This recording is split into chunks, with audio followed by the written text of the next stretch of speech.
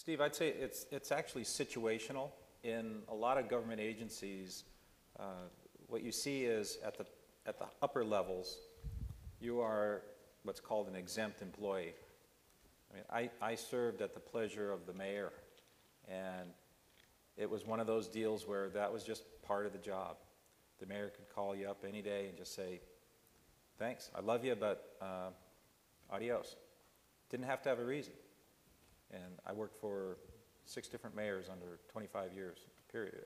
And that's a relatively stable level of government, actually. It gets more difficult when you start getting into middle management. Those folks are not exempt, and there is still that long-term thinking out there of, I'm here until I want to leave. And it is difficult, I think, more on the government side, because a lot of times there isn't pay for performance. Every government talks about, we're going to get in there and do a pay for performance. Well, you know what? Those talks go about 2 weeks, and it disappears. I see a lot of heads shaking. You've been through it.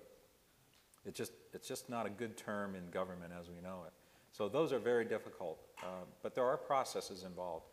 And we've had our HR department come out and say, okay, here's how it works. And it's typically a 1, 2, 3 strikeout.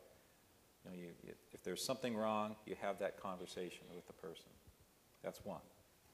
If things don't get fixed or you got more repeating issues, you sit down and have a second conversation, but you follow that up with a writing in a letter. The third conversation is, again, it starts with a conversation, then you put it in writing and you have corrective action, and literally you have folks sign an agreement to say, I'm going to do this or I'm going to try that. You help that person succeed. That's what the manager is supposed to do. And if that doesn't work, then the person can be gone, and it's very defensible, even on the government level. But do you think lots of managers just don't feel it's worth the effort to go through that process? There are some. Yes, inefficient employees sit there. Yeah, the question is, do a lot of managers not want to go through that? Yes, because it's very uncomfortable. And what I'm seeing, though, is with things being more difficult and a tighter market, those managers are having to step up.